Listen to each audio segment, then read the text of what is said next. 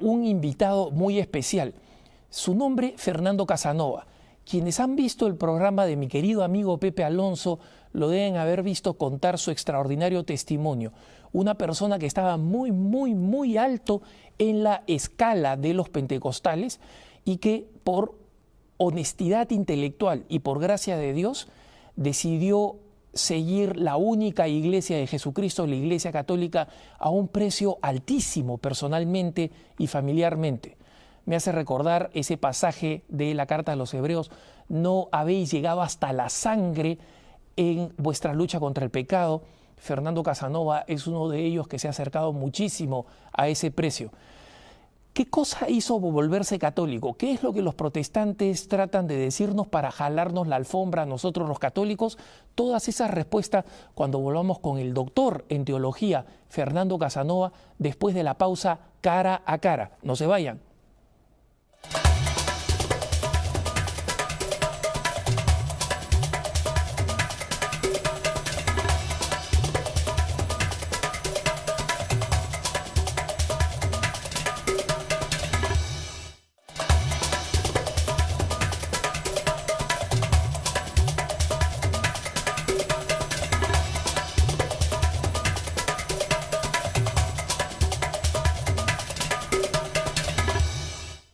Lo prometido es deuda, hermanas y hermanos, y estamos aquí con Fernando Casanova. Fernando, gracias por estar con nosotros. Por fin se me dio estar contigo. Me parece estupendo. Gracias, Alejandro, por la invitación. No, gracias a ti, Fernando. Fernando, mucha gente ya te ha visto en el programa de Pepe Alonso, en el programa de Nuestra Fe en Vivo, dando tu testimonio personal, pero sí, yo en realidad te voy a exprimir en torno a los temas doctrinales que hacen que marcan la diferencia entre nuestros hermanos los evangélicos y nosotros los católicos. Pero quisiera que le contaras a los pocos que no han visto el programa de Pepe Alonso, que les contaras un poco quién eres tú y cómo así has terminado donde has terminado ahora. Seguro. Ya dijiste mi nombre, soy Fernando Casanova. Yo nunca había sido católico en mi vida. Así que desde que entré formalmente a la Iglesia Católica, pues podemos, si contamos, son 8 años. Acabo de cumplir 8 años en la pasada vigilia pascual. Durante la mayor parte de mi vida milité en una iglesia evangélica de extracción pentecostal, por supuesto en el mundo, en ese amplio mundo protestante. Y en mi adolescencia, bueno, tarde en mi adolescencia, entonces me sentí llamado a profundizar lo que era aquella tradición, aquella experiencia, y accedí al ministerio. Llegué a ser ministro, licenciado ordenado y pastor de una prestigiosa denominación en este país que se llama Church of God, que tiene sus cuarteles generales en Cleveland, Tennessee. Estudié en el seminario de nuestra denominación en mi país, la Universidad Teológica del Caribe, que era como una sucursal del seminario nuestro en Tennessee, que es la Escuela de Teología de la Iglesia de Dios, uno de los 2 seminarios teológicos pentecostales más importantes de los Estados Unidos, junto con el de las Asambleas de Dios en el estado de la Florida. Después en mi país estudié la maestría en religión en el Seminario Evangélico de Puerto Rico, con una excelente biblioteca monumental de 4 pisos, el segundo de los cuales estaba dedicado totalmente a la Biblia. Después entonces hago estudios combinados en Puerto Rico y en Estados Unidos, en Cleveland, Tennessee, para hacer la maestría en estudios pastorales en el seminario nuestro en Tennessee. Era la segunda maestría en el seminario de la Iglesia de Dios en Tennessee. Y después entonces, en mi proceso de conversión, cuando lo inicio, me fui a la Facultad de Teología de los Padres Dominicos en la Universidad Central de Bayamón, y allí hice una maestría en teología. Terminando esa maestría, inicié estudios doctorales en la Fundación Teológica Graduada de Indiana y me gradué con un doctorado PhD en Teología Sistemática con una subespecialidad en espiritualidad. Luego, después de 11 años de practicar el ministerio pastoral, se sucedieron algunas cosas de índole, algunos asuntos, algunos temas, algunas situaciones que me forzaron a reflexionar, a profundizar en la Biblia, en la tradición cristiana, en la historia de la iglesia, Y eventualmente, movido por mi conciencia y por esa verdad contundente que me encontraba, no tuve más remedio que entrar en comunión con la Iglesia Católica. Y pues lo que ya conocen, los que han visto mi testimonio, el precio a nivel personal y familiar y vocacional y ministerial que tuvimos que pagar en aquella ocasión. Hemos dado ese testimonio no solamente en los programas de Nuestra Fe en Vivo, sino también en una serie que tuvimos el gusto y el honor de realizar para EWTN, que se llama Estoy en Casa. Y eventualmente saldrá al aire otra serie que hemos dedicado al tema del combate espiritual, donde explicamos una espiritualidad combativa netamente católica. Fernando, no es por removerte ahí algunas cosas del pasado, pero me vas a permitir una curiosidad que espero que no sea malsana. No, seguro que no. Adelante. En todo este tiempo que tú predicaste como ministro pentecostal, ¿alguna vez te tocó predicar así directamente contra el catolicismo, así moviendo el dedo? Mira, yo llevé a cabo... Acá entre nos no nos ve nadie. No, tranquilo. Tú eres mi amigo. Mira, junto a mi ministerio pastoral, llevé a cabo un ministerio que llamábamos evangelístico, que precisamente procuraba sacar gente de la Iglesia Católica. Entonces tengo que reconocer frente a ti, con cierto grado de vergüenza, que tú estás frente a un hombre que fue considerado como una de las personas más anticatólicas en mi país. Yo me placía, claro, lo hacía, te confieso también, con rectitud de intención. Yo pensaba que lo estaba haciendo bien. O sea, tú no estás frente a un tipo malo. Yo pensaba que lo estaba haciendo bien. Y me placía de sacar gente de la Iglesia Católica y eventualmente referirlos a una de nuestras iglesias, por supuesto, de mi denominación. Además, hay que entender que en esto del protestantismo de vertiente más pentecostal clásica, junto a otras denominaciones también, parte del ser de esa denominación o de la tradición de esa denominación consiste en ser anticatólico, en tener algún grado de anticatolicismo. Esto es algo muy importante que a veces los católicos ignoramos.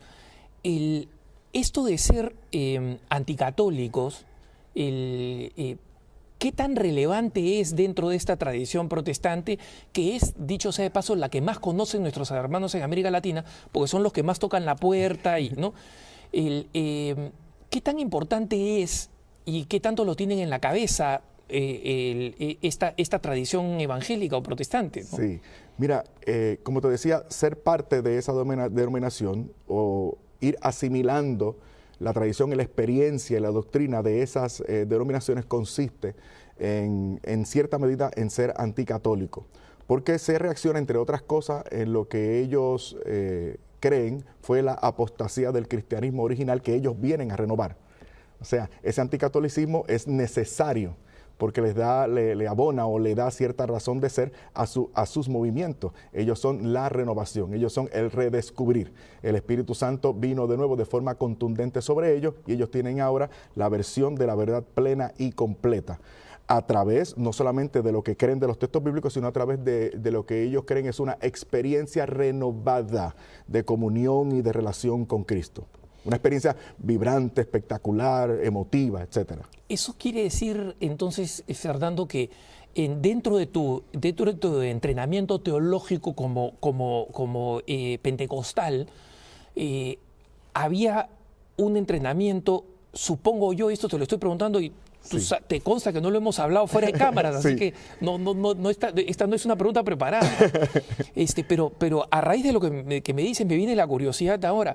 Eso quiere decir que en tu formación, entonces, había una formación específicamente para contraargumentar o para argumentar contra los católicos. Mira, ese tipo de tendencia es clara y directa en la formación que se da en las comunidades locales, o lo que llamamos iglesia local. En el ámbito nuestro, iglesia local es la diócesis, en el ámbito de ellos, iglesia local es la congregación, es lo que nosotros llamamos la parroquia.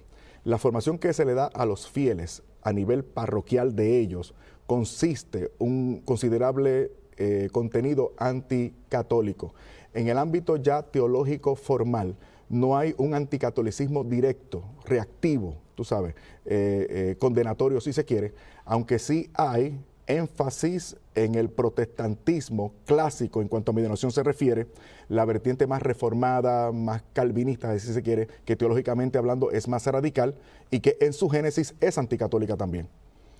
Y entonces, Fernando, supongamos, vamos a hacer un pequeño role-playing. Tú todavía eres un ministro pentecostal así de fuego, ¿no? Y te encuentras con un católico como yo. Entonces, si es que este fuera un partido de ajedrez, ¿cuál sería tu movida de apertura, digamos? ¿Cómo comenzarías a tratar de moverme el piso, digamos así? ¿Has aceptado a Cristo como tu Señor y Salvador personal? ¿Has tenido una experiencia con Él? ¿Estás feliz donde estás? ¿Acaso no sabes? Tú me pediste dale, que lo hiciera, tú me pediste que te atacara. Sí. No, dale, me gusta, me gusta. Sí. ¿Acaso la iglesia en la que tú vas te brindan la oportunidad de tener una experiencia vibrante, una experiencia renovada? ¿Has nacido de nuevo? Porque el cura es un poco aburrido. Yo voy a mi parroquia y el cura sí es un poco aburrido, pero yo soy católico desde que nací, no me bautizaron. Pues mira, no tienes ningún problema, porque yo no te vengo a exponer ninguna religión, yo te vengo a exponer el evangelio puro. Por lo tanto, no te voy a pedir enseguida que dejes a tu iglesia, simplemente te invito a la mía para que tú tengas una experiencia con nosotros en nuestra comunidad, porque no es religión, es una experiencia con Cristo personal lo que te estoy presentando, porque yo quiero que tú conozcas la verdad, y esa verdad tú la vas a sentir, y vas a sentir el gozo, te vamos a tratar con cariño, te vamos a tratar bien, y tú vas a conocer y vas a tener esta experiencia que te va a ayudar para que tú tengas la información correcta, no la que te han estado transmitiendo hasta ahora, sino la versión del cristianismo renovado que nosotros te estamos proponiendo. Pero yo creo en la Virgen María desde chico, en mi casa le rezamos a la Virgen María, yo no quiero cambiar de religión, mi párroco me ha dicho que ustedes van a venir y van a tocar la puerta y van a querer que yo me cambie de religión, yo no quiero cambiar de religión. Paréntesis, ahora yo voy a utilizar como estrategia una premisa falsa y te voy a atrapar, ya tú verás, ¿estás listo? Listo. Mira, precisamente eso es uno de los problemas que hay en tu iglesia, que ese problema de la adoración de la Virgen. ¿Por qué pedirle a un ser humano? Ya ese ser humano partió, ya ese ser humano está muerto, le están pidiendo a un muerto. No hay que ir a los santos ni a la Virgen. Esa adoración de la Virgen que ustedes hacen y la adoración de los santos y la adoración a las imágenes está mal y condenada por el Señor como el primer mandamiento en Deuteronomio capítulo 4. Ahí dice, no te harás imagen alguna de lo que está arriba en el cielo, en la tierra y debajo de la tierra, porque a tales dioses condena a Dios. Pero eso seguro aparece en tu Biblia, que es Biblia protestante. ¿En mi Biblia aparece eso? ¿Ustedes usan la Biblia católica? Sí, tú lo puedes encontrar en tu Biblia católica, no hay ningún problema. Claro, tu Biblia católica tiene estos textos, aunque está un poco adulterada, porque en tu Biblia católica ustedes le añadieron 6 libros que no son divinamente inspirados. La Biblia de verdad, la Biblia buena, por cierto, la versión espectacular, buena, perfecta que nosotros tenemos, es la versión Reina Valera, que es muy bonita, muy poética. Y tú vas a ver, en esa versión no tenemos esos 7 libros apócrifos, tampoco le llamamos deuterocanónicos, apócrifos que ustedes tienen y que están añadidos, mal añadidos. Contienen cosas malas, cosas feas, cosas que no son, y fueron añadidos por ustedes muy tarde. Así que, de hecho, para comenzar, la Biblia de ustedes está adulterada. Pero a mí mi párroco me ha dicho una cosa así como que nosotros hemos nacido desde la época de Jesucristo, en cambio ustedes por ahí por el 1500 recién han aparecido los protestantes. Bueno, mira, respecto te voy a decir que sí es cierto que por allá por el siglo XVI apareció la Reforma protestante, pero es que no nos podíamos dar a entender ni revelar nuestra situación anteriormente porque la Iglesia Católica nos masacraba. De hecho, la Iglesia Católica ha matado a millones y millones de seres humanos. Además, la Iglesia Católica no tiene 2000 años. La Iglesia Católica surgió después de una oficialización. Eso es mentira. Después de una oficialización de la religión cristiana y de la Iglesia Católica por Constantino en el año 313 por un edicto de Milán. Ve cómo te he traído un montón de premisas. Tú te ríes porque tú sabes que las premisas son equivocadas y las podemos clarificar, pero son premisas equivocadas. algunas de ellas tienen algún elemento de verdad, pero no la verdad plena y completa, como el tema de Santa María, por ejemplo. Claro. ¿No? Es muy interesante y deliberadamente he provocado esto, Fernando, porque justamente las cosas que tú explicas son exactamente las que muchos católicos confundidos nos preguntan en EWTN, nos envían preguntas, ¿cómo respondo a esto? ¿Cómo respondo a otro? ¿Cómo respondo a otro? Pero no entienden que el problema fundamental no es tal o cual afirmación, sino las premisas, como tú señalas. Es decir, plantean unas premisas iniciales que son premisas que son falsas, pero que no solamente tienen el problema de que son falsas, sino que los católicos se enfrentan con este problema de la enorme convicción que le instilan a nuestros hermanos evangélicos cuando van y tocan la puerta, ¿no? Sí, porque no es solamente el contenido de lo que te he estado diciendo, sino lo enfático que soy y lo seguro que me presento. Y si el católico no está bien formado, no está preparado y encima de eso es tímido en su expresión de la fe, en su apostolado, si ha dudado o si duda o si no tiene las herramientas, así como el carácter para transmitir esas cosas, eventualmente no puede hacer frente. Mira, hay algunos temas que salieron a colación. Hace poco me invitaron a participar de un debate televisivo en un canal en Nueva York sobre, con razón a raíz de la aproximación de la Semana Santa, y escogieron el mejor tema para Semana Santa fue ¿por qué los católicos dejan de ser católicos? No me digas. Y hubo pues 30 evangélicos que llamaban y explicaban, sí, yo dejé la iglesia católica, etcétera. A mí me gustaría que después de la pausa, inmediatamente después de la pausa, abordáramos este tema. ¿Por qué crees tú que los católicos dejan la iglesia católica y cuáles son los argumentos fundamentales que orgánicamente nuestros hermanos evangélicos presentan para jalarle la alfombra a los católicos? Pues, ¿no? Entonces los que nos están viendo no se pueden apartar del televisor. No se pueden apartar del televisor. Okay. Ya vengo con Fernando Casanova. Estamos en Cara a Cara, no se muevan.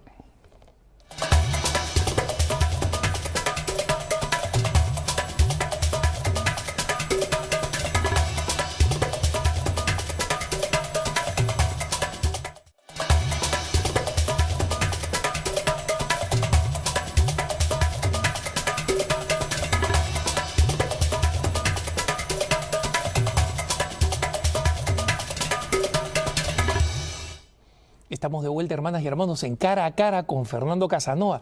Quiero aclarar a los hermanos que de repente sintonizaron a mitad del programa y viendo a Fernando que me estaba dando con argumentos evangélicos como si fuera sartén de restaurante chino, que era simplemente porque, no es porque Fernando se ha vuelto otra vez pentecostal, es porque precisamente quería provocarlo para escuchar los argumentos que todos conocemos, los católicos de una u otra forma hemos experimentado. Fernando, tú ibas camino a asumir un papel de mucho más liderazgo, ibas a ser un obispo pentecostal, y es parte de las cosas a las que tú tuviste que renunciar por venir acá al seno de la Iglesia Católica. Y en estas preguntas que te estoy haciendo así un poco para entender mejor la forma de pensar de nuestros hermanos cuando van a buscar a los católicos para hacerlos pentecostales, supongamos que tú tienes a un grupo de recién conversos pentecostales que se han reunido este sábado o este domingo para ir a tocar las puertas de los católicos, ¿no? Y quieres que vengan con la mayor cantidad de católicos en la bolsa. ¿Cuáles serían las instrucciones que les darías? Las primeras instrucciones. Vayan y hagan ¿qué? Lo primero es ver las señales que puedan decirle a ellos si la casa está habitada por católicos o no. Las figuras, las estampitas, el ramito, ese tipo de cosas. Te interrumpo con una pregunta, sí, porque ya hay varios de estos letreros que dicen en esta casa, este es un hogar católico, sí, ¿no? Sí. Que es una de las maneras como la Iglesia Católica ha tratado de defenderse. Incluso si ellos ven que existe ese cartelito, tú les dices, ahí no toquen la puerta o toquen la puerta ¿cómo? No, no, la idea es entrar, es avisarse, es ver esos signos. Y entonces, naturalmente se presenta se presenta la persona, una sonrisa, mucha amabilidad. Se le dice a la persona que se quiere orar por ella. O sea, por lo general no es que se quiere platicar. En este sentido es distinto a los testigos de Jehová. Se quiere orar por esa persona. Por supuesto, por lo general las personas acceden a eso. Después de una oración se le hace preguntas como por ejemplo la que yo te hice. En esta casa está el Señor. ¿Quiere ustedes que volvamos, que regresemos a esta casa? ¿Desean ustedes un estudio bíblico? Solo para estudiar la Biblia, eso no es nada malo, no hay ningún problema. Quizá ustedes pertenezcan a otra iglesia, pero que realmente no importa la iglesia, porque lo importante es que todos tengamos hambre, sed y queramos buscar al Señor. Y ese tipo de cosas. Cuando la persona accede a un estudio bíblico o a una reunión, se le dice a la persona, nos gustaría hablar de estas cosas, pero quisiéramos que fuera con su Biblia. Si la quiere traer, por favor. Pero ya nos hemos dado cuenta que es una casa católica. Entonces, el entrenamiento, por lo menos cuando yo lo daba, era tomado por algunas ideas de lo que había leído. Mira, si es una casa católica, lo más probable es que no tengan la Biblia. Si tienen Biblia, no sabe dónde la pusieron. Y si se acuerdan dónde la pusieron, no saben utilizarla. No la han leído. No, así que como quiera, ellos van a acceder a utilizar tu Biblia. Y ya eso es ganancia de fondo. Como no tiene la Biblia, no la encuentra, no la sabe usar, se le puede regalar una copia de las Escrituras, de la versión nuestra, para que esa persona siga leyendo, y se le da algún librito en el que se le explique el plan de salvación. Primero uno le introduce el plan de salvación. Todos somos pecadores, nacimos pecadores, Romanos 5:12. Hay un solo mediador entre Dios y los hombres, Jesucristo hombre, 1 Timoteo capítulo 2, versículo 4. Si confesaras con tu boca que Jesucristo es el Señor, si reconocieras en tu corazón que Jesucristo es el Señor y lo confesaras con tu boca, serás salvo, Romanos 10:9, etcétera. Y se va guiando esa persona a través de lo que nosotros concebíamos como un plan de salvación, hasta decirle, es necesario que te conviertas y que nazcas de nuevo mediante la repetición, si me quieres acompañar, de esta oración. Después de la oración, la persona decía creo y ya era salva. Y dentro de tu experiencia, en algún momento tú naciste dentro de la tradición pentecostal y fuiste de adolescente, decidiste voy a ser ministro, etcétera. Sí. ¿Tú en alguna parte de tu vida tú mismo fuiste a tocar puertas? ¿Alguna vez tuviste que hablar? Sí, seguro. Y si tú tuvieras que escribir un manual de esa primera experiencia, tú dirías, ¿cuál es la debilidad habitual que encontrabas en los católicos cuando tocabas la puerta? Bueno, tan pronto tocaba. ¿Te refieres a tan pronto tocaba o en la medida en que me relacionaba con ellos? Todo. Comencemos por el principio y conforme te ibas relacionando con ellos. Ok. Mira, la primera vez que te abren la puerta, pues, por supuesto, es una persona desconocida, pero por eso trataba de estar con otras personas. O sea, no enviamos a una persona sola. Eso es estrategia. Íbamos siempre con otra persona o con dos personas para que se vea más gente. Íbamos muy bien vestidos, no para que generáramos confianza en la persona. Primero, un poco apática e indiferente, pero después, en la medida en que le fuésemos hablando con cierta dulzura, nuestra disposición de orar y qué sé yo, esa persona nos abría las puertas de la casa y estaba muy contento con nosotros. Lo segundo de lo cual nos aprovechábamos para tratar de ganar a esa persona era la falta de identidad católica que tenía esa persona, la ignorancia. Esas personas desconocían su fe. Algunos tenían cierto grado de firmeza, pero no se atrevían a oponer resistencia. En otros casos, percibía que la persona como que no estaba muy conforme con la explicación que le estaba dando, pero la persona accedía a darme la razón o a darnos la razón. O sea, falta de preparación, falta de formación, falta de identidad, ese tipo de cosas. Y también algunos se avergonzaban de sus prácticas católicas. Yo recuerdo que cuando visitamos una casa por segunda o tercera vez ya iban escondiendo las figuritas y las estampitas y los cuadros, etcétera. Es interesante esta este perfil así de los católicos en general, que no es un problema nuevo, digamos, el hecho de la falta de catequesis, de la ignorancia de la propia fe es dramática. Y en aquellos católicos que tú veías un poquito más formados, ¿no? Un poquito más peleones, digamos así, que estaban dispuestos, aunque sea por defender su propia tradición, no porque tenían muchos argumentos, normalmente, ¿qué cosa te argumentaban y tú qué les respondías? Lo que me decían era, en la mayoría de los casos, cuando eran católicos así, más firmes, es que ellos no me sabían explicar los datos que yo les estaba contradiciendo acerca de su fe, pero que ellos estaban firmes en su fe, o que habían nacido en esa iglesia, o que a ellos se les hacía difícil abandonar a la Santa Virgen porque le tenían mucho cariño, que ellos sabían que tenían la responsabilidad de ir a misa y no a otro culto, ese tipo de cosas. Ahora me veo esto en retrospectiva y me parece que estaba muy bien, porque a lo mejor no tenían los datos, pero sí por lo menos la firmeza y también se podía prever cierto grado de identidad. Y en esos casos, entonces nosotros dejamos de visitar la casa. ¿Ah, sí? Sí. O sea que digamos, la firmeza en la fe, incluso si uno no tiene todos los datos, es un cierto antídoto. Sí, ciertamente. O sí, por lo menos si la persona se mantiene firme, no sé cómo explicártelo, lo que yo sé es que tengo la razón. Interesante. La impresión que tiene un católico que no está muy bien formado, cuando le toca hablar con un evangélico que le toca la puerta, es que los evangélicos tienen este conocimiento, incluso los de a pie, que de repente tienen poco tiempo de incorporados a estas iglesias pentecostales, que tienen un conocimiento monumental de las Sagradas Escrituras, ¿no? ¿Es así o reciben el conocimiento de algunos textos específicos que los puedan disparar de la... Exactamente. Por eso es que últimamente he desarrollado un método para memorizar la escritura, para memorizar el texto de la escritura. Y hemos establecido como objetivo que los hermanos católicos se aprendan 12 textos bíblicos al mes, solo 12 textos bíblicos al mes, a través de ese método de 5 pasos.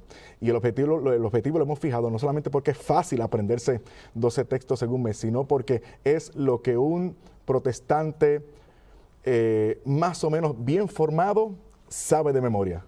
Son 12 textos bíblicos. Claro, están muy bien trazados, así con la firmeza que tú y yo ensayamos al principio, y la verdad es que impresiona a todo el mundo.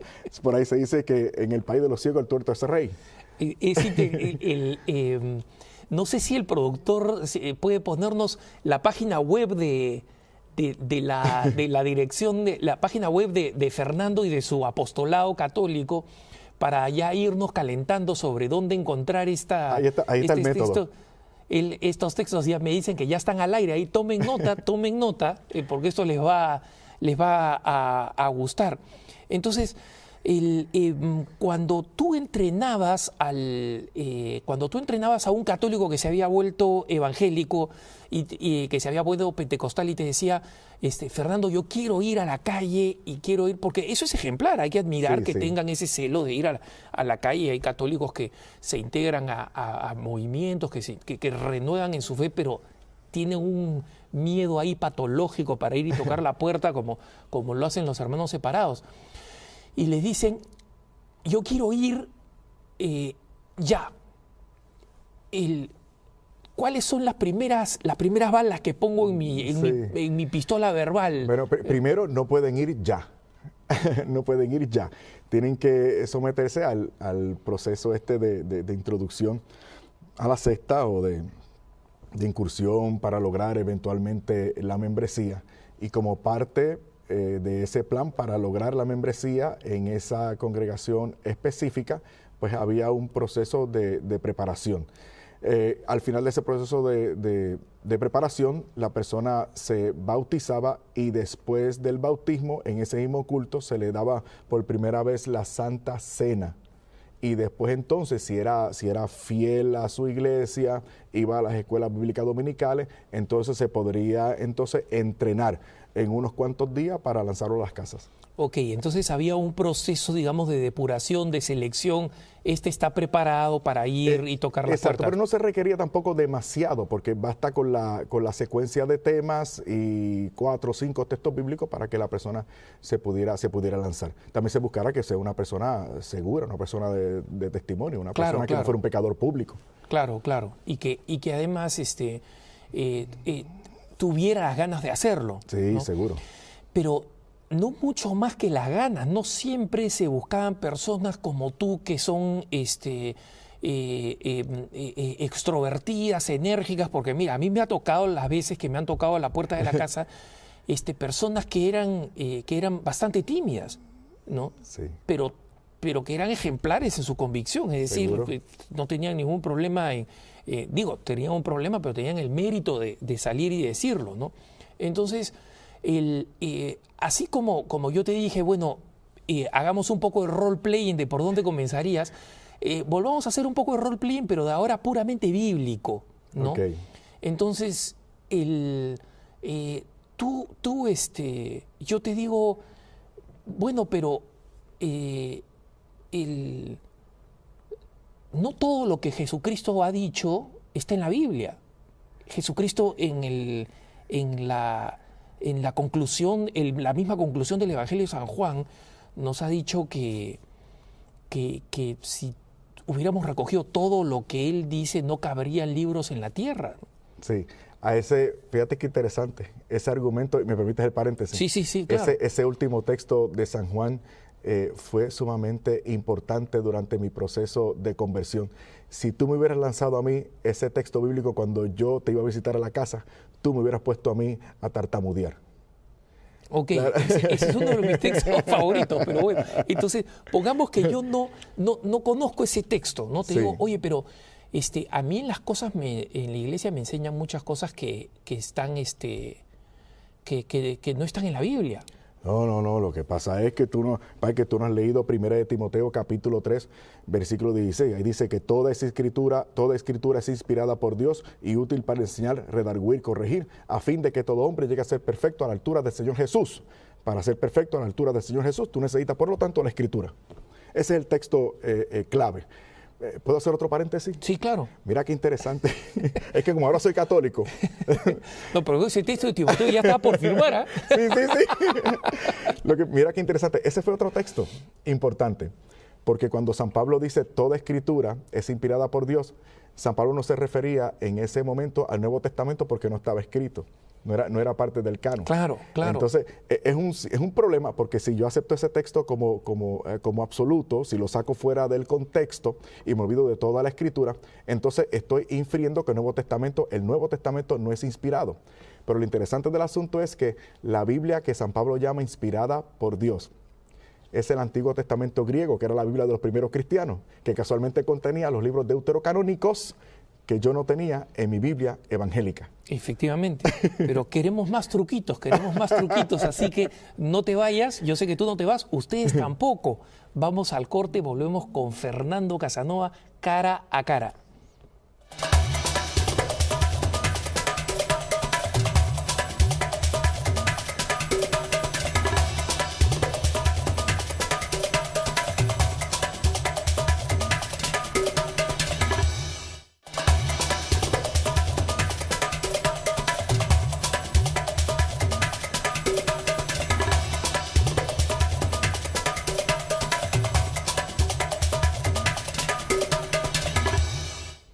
Estamos de vuelta, hermanas y hermanos, en Cara a Cara y conversando con Fernando Mano de Piedra Casanova, pero mano de piedra en el sentido de la piedra que es Cristo, ¿no? Seguro. Pero, y por si acaso él no tiene ese apodo, se lo acabo de poner yo porque me gusta lo combativo que es y lo feliz que nos hace que el Señor te haya traído por los caminos de la Santa Madre Iglesia, Fernando, porque hay tanta gente que tiene vergüenza de ser católico y que tiene vergüenza de ser católicos incluso en el contexto en el que estamos hablando, cuando discute con los hermanos separados, ¿no? Así que es un gusto tenerte y por eso que te estamos exprimiendo. Seguro, con excelente. Todo. Entonces tú tienes esta primera frase de Timoteo que nos decía que es la que con la que buscan argumentar nuestros hermanos separados que solo la Biblia es la única fuente de la revelación, ¿no? Correcto.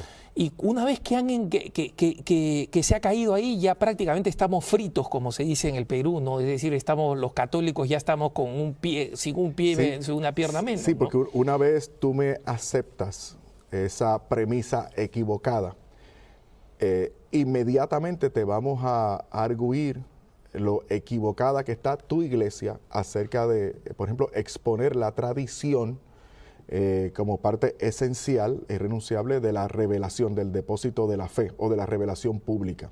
Y es que hay algunos textos bíblicos que hablan en contra de la tradición. Sí, Suéltanos uno. En Mateo capítulo 15, el Señor aparenta condenar las tradiciones. Pero por supuesto hay que verlo en su contexto. En este sentido, nosotros los católicos debemos pasar un poquito más de trabajo, porque se arguye un texto sacado fuera del contexto.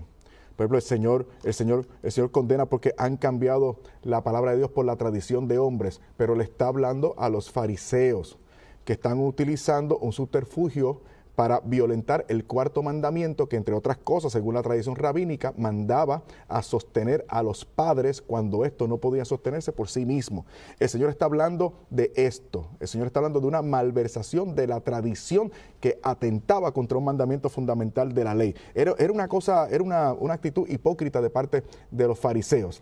Ellos decían, bueno, yo tengo que dar de mi tesoro, de mi pecunio, pero si yo dedico esto al templo, pues entonces yo no tengo que sacar de este dinero porque está dedicado al templo para beneficiar a mis padres. Claro. Mira qué interesante, pero claro, estaba dedicado al templo, pero tú lo seguías administrando. Claro, efectivamente. Decían, era la manera de no darle dinero a nadie y decirlo, no, ya se lo dediqué todo al templo. ¿No? Exactamente. Imagínate lo que descubrí yo luego eventualmente en segunda de Tesalonicenses capítulo 2, versículo 13 al 15, por ejemplo, cuando el apóstol San Pablo dice, yo le doy gracias a Dios porque ustedes han acogido mi palabra, no como palabra de hombre, sino tal cual es, como palabra de Dios. Mira qué interesante, está hablando de la predicación de un obispo, de la enseñanza o doctrina de un obispo como palabra de Dios. Y en 1 Timoteo capítulo 2, versículo 15, habla de la tradición como palabra de Dios. Efectivamente, las Sagradas Escrituras en última instancia le dan la razón a quienes creen en la iglesia fundada por Jesucristo. Seguro. Sin embargo, ¿cuáles son los textos que se utilizan para otros grandes argumentos anticatólicos? Por ejemplo, contra el Papa. Mira, contra el Papa no son, en primer plano, no son argumentos bíblicos, sino son argumentos de reto. Por ejemplo, la palabra Papa no se encuentra en la Biblia. Ahí te dejo esa tarea para que la hagas. Trata de buscar la palabra Papa en la Biblia a ver si la encuentras. Entonces, por ahí es que comenzamos. Lo segundo sería atacar el dogma de la infalibilidad. ¿Cómo ustedes dicen que el Papa nunca se equivoca? Otra vez una media verdad. Claro. ¿Cómo creen ustedes que el Papa nunca se equivoca si es un hombre como nosotros? ¿Cómo es posible que tú creas una cosa como esta? A lo que un católico más o menos bien formado va a responder con Mateo capítulo 16, versículos 18 y 19. Y tú eres Pedro, y sobre esta piedra edificaré mi iglesia, y las puertas del infierno no prevalecerán contra ella. A ti daré las llaves del reino de los cielos. Entonces la persona va a argumentar, no, pero es que cuando tú vas al griego, el texto hace la diferencia entre piedra grande y piedra chiquita. Claro. Jesús es la piedra grande, San Pedro es la piedra chiquita, y él funda sobre la piedra grande, que es él, es Jesús, no es Pedro. Claro. O sea, es una combinación de factores, es una discusión realmente interesante. Así es. Y por otro lado, como tú dices, exageran y sacan las cosas de contexto, ¿no? Nosotros los católicos no decimos que el Papa no se equivoca. Seguro. ¿No? Decimos que en materia de fe, moral y doctrina, efectivamente... Seguro. Y con respecto a porque hay gente que nos está escuchando, que nos está viendo, y antes que la gente crea el argumento del otro lado que yo acabo de dar, entonces nosotros deberíamos decir que el Señor no habló en griego, el Señor hablaba en arameo, y en arameo no hay tal diferencia entre piedra grande y piedra chiquita. Efectivamente. Y además, mira, un famoso cardenal norteamericano, el cardenal Gibbons, cuando regresó del Vaticano, poco después de que se había proclamado el dogma de la infalibilidad papal, le preguntaron, porque en la mentalidad protestante dominante norteamericana de esa época creían que habían proclamado que el Papa no se equivocaba, ¿no? Es decir, no le echaba una cucharada de más al café, pues no se equivocaba. Entonces le preguntaron, ¿es verdad que el Papa no se equivoca? Y entonces el cardenal Gibbons respondió, mira, la última vez que me llamó me dijo Gibbons. O sea, para decir, se equivocó hasta con mi apellido, ¿no? Eso es lo que nosotros... mira, por eso es que nosotros recomendamos en nuestros talleres atender a la premisa, siempre la premisa. Varios datos verdaderos no hacen la verdad completa. Por ejemplo, mi nombre es Fernando, tú sabes que yo soy Fernando. Yo soy puertorriqueño, hombre, tú sabes que yo soy puertorriqueño. Yo soy de Bayamón, ese es mi pueblo, seguro que soy de Bayamón. Por lo tanto, todos los puertorriqueños son bayamoneses. Y se llaman Fernando. Mira cómo te he concluido, Te he dado datos diversos, datos que tú puedes identificar como razonables o verdaderos, pero mi conclusión es falsa. Así que lo primero es atender a la premisa. Y si nosotros atendemos a la premisa y logramos identificar que la persona, y lo demostramos que la persona está equivocada porque no está diciendo lo que nosotros realmente creemos, ya perdieron el primer punto. Entonces, los puntos débiles, cuando tú dirías ya, estos son los talones de Aquiles, te voy a mandar a hablar con los católicos, estos son los talones de Aquiles de los católicos, aparte de en general la ignorancia y su propia fe, sí. Pero los temas, ¿cuáles son los temas? La Virgen María es uno de ellos, ¿no es cierto? La Virgen María es uno de ellos. Ustedes adoran a la Virgen María. Adoran, que es una premisa equivocada.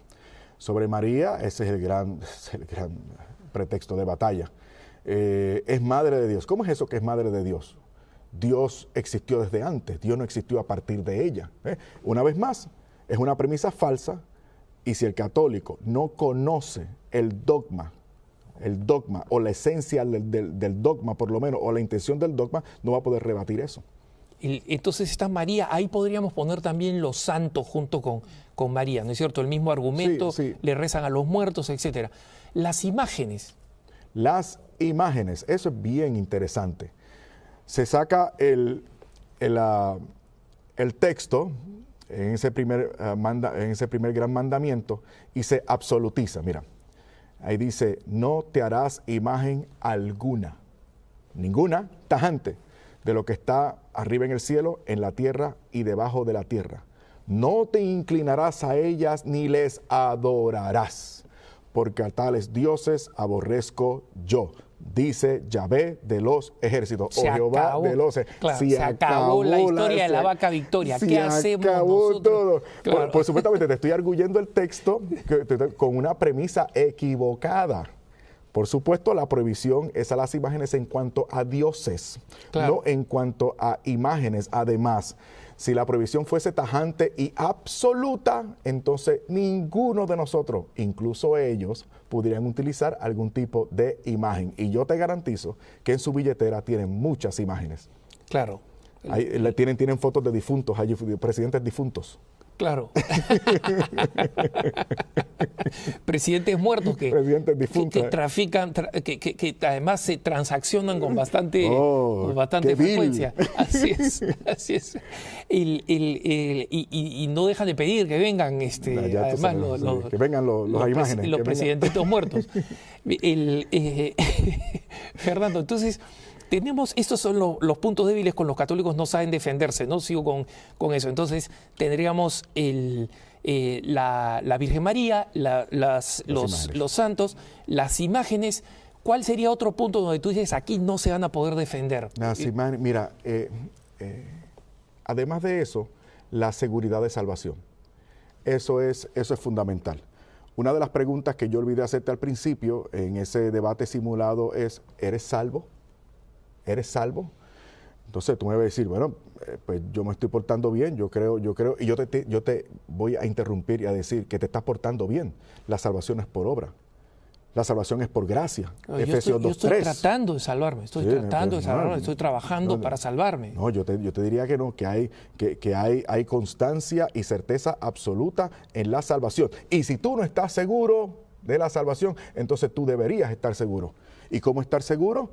Pues solamente tú crees. Tú has escuchado la palabra que yo te he transmitido, eso te ha depositado fe en tu corazón, ahora tú haces esta oración y después de hacerla eres salvo. Entonces, la seguridad de la salvación es otro tema importantísimo. Y obviamente es un producto muy bien empaquetado entre la conciencia de que yo tengo que esforzarme y no saber si me voy a salvar hasta el último momento de mi vida, al hecho de que yo ya sepa que estoy salvado. Es un negocio sin mejoras, si se presenta así a alguien inseguro en su fe, ¿no? El gran talón de Aquiles es la dificultad teológica y pastoral que esto genera. Porque si estamos todos seguros, y esto es heredado del calvinismo, ¿no? Si estamos seguros y si no hace falta otra cosa, entonces, ¿cuál es mi motivación para hacer obras de caridad? ¿O cuál es mi motivación para hacer los ejercicios de proselitismo que tú me estás mandando?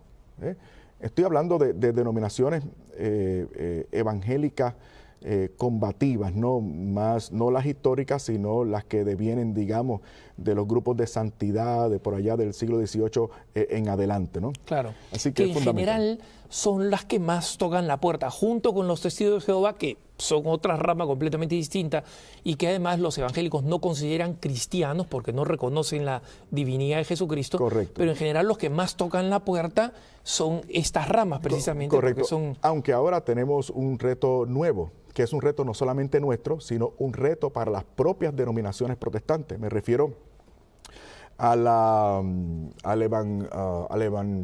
evangelismo interdenominacional o no denominacional, non-denominational. Claro. Non-denominational. Claro. Y el Power Evangelism también. Me refiero a esta vertiente que propone una experiencia de fe espectacular, ¿no? Mediada por un culto vibrante, música estridente, emotiva, la creación de un ambiente sugestivo en la que se promueve un tipo de experiencia impactante, ese tipo de cosas que nos viene ahora más por los medios de comunicación que por las visitas que hacíamos antes. Claro, así es, la puerta abierta de la televisión, ni siquiera podemos cerrar la puerta porque se quedan... Sí, porque mira, hay que hacer un reconocimiento. Cuando visitábamos las casas, la gente sabían que éramos de por allí. Nos conocían, eran gente de carne y hueso, podían corroborar nuestra identidad, sabían dónde vivíamos, dónde estudiábamos, dónde trabajábamos. Pero ahora, ¿quién conoce a esos tipos que aparecen por televisión? ¿Quién sabe de sus intenciones? ¿Y cómo los respondemos? Mira, Fernando, se nos ha acabado el tiempo. No me digas. Yo quiero comprometerte a otro programa que podríamos sacar, que mejor dicho, vamos a sacar, estoy comprometiendo a Fernando para que esté con nosotros el 8 de agosto, en el programa del 8 de agosto. No se me quejen de por qué tan tarde, es que hay otros invitados ya comprometidos, pero el 8 de agosto para hablar de cuáles son las respuestas de los católicos para todos estos argumentos evangélicos. O sea que el 8 de agosto lo vamos a explicar todo. Vamos a dar todo tipo de razones. Entonces yo soy el católico en el próximo programa. Y yo soy el evangélico. Muy bien. Sí. Entonces, ya saben, hermanos, tienen ustedes la página web donde pueden encontrar a Fernando Casanova, a su apostolado magnífico, donde pueden además apoyar este extraordinario apostolado que es tan importante para nosotros. Y yo los dejo en compañía de la mejor programación de EWTN. Nosotros, por nuestra parte, le damos gracias a Fernando por su compañía y volvemos.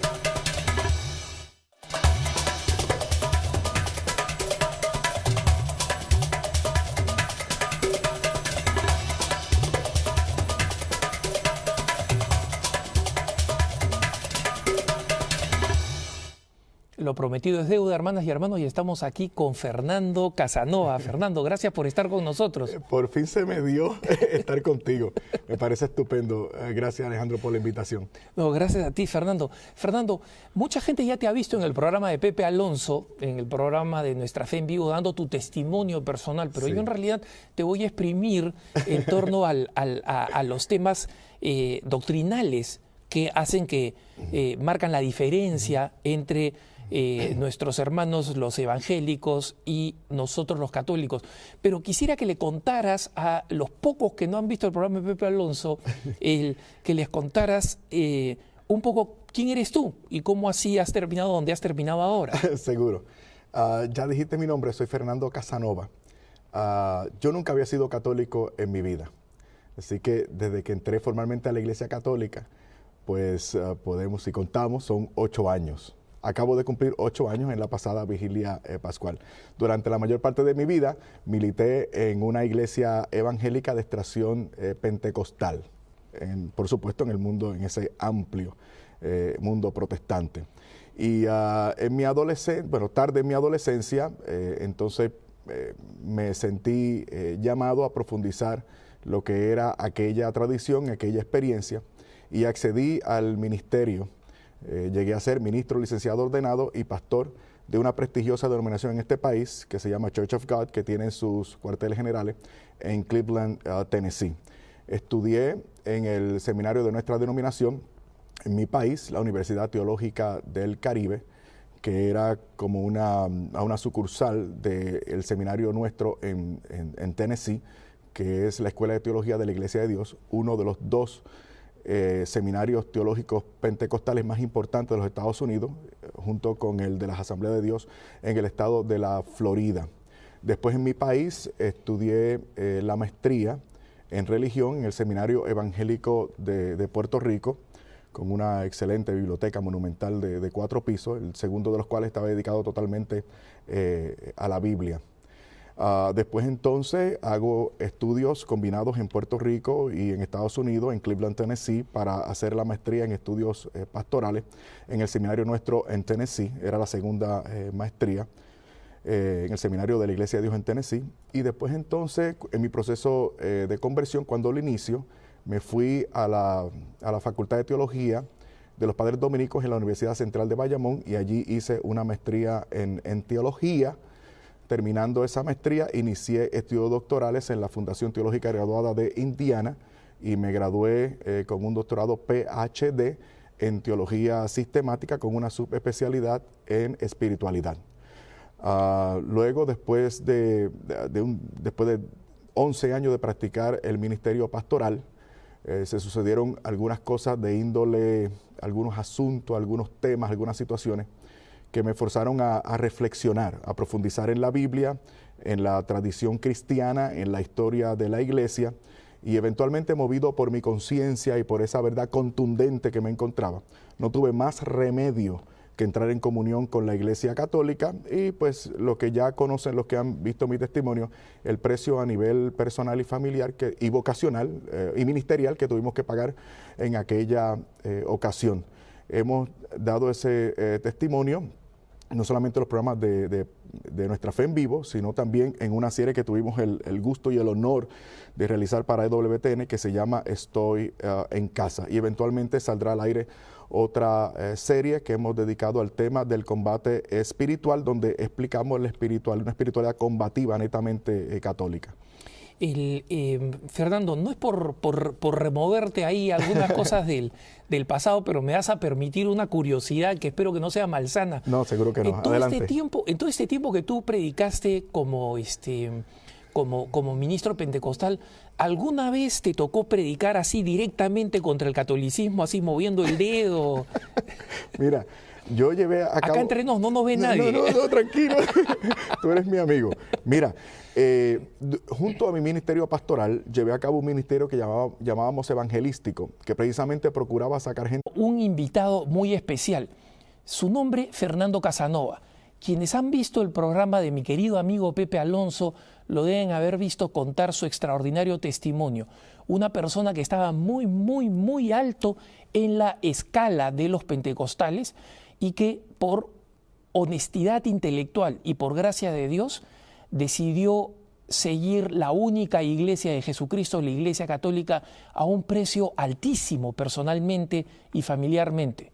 Me hace recordar ese pasaje de la carta a los Hebreos: no habéis llegado hasta la sangre en vuestra lucha contra el pecado. Fernando Casanova es uno de ellos que se ha acercado muchísimo a ese precio. ¿Qué cosa hizo volverse católico? ¿Qué es lo que los protestantes tratan de decirnos para jalarnos la alfombra a nosotros los católicos? Todas esas respuestas cuando volvamos con el doctor en teología, Fernando Casanova, después de la pausa Cara a Cara. No se vayan.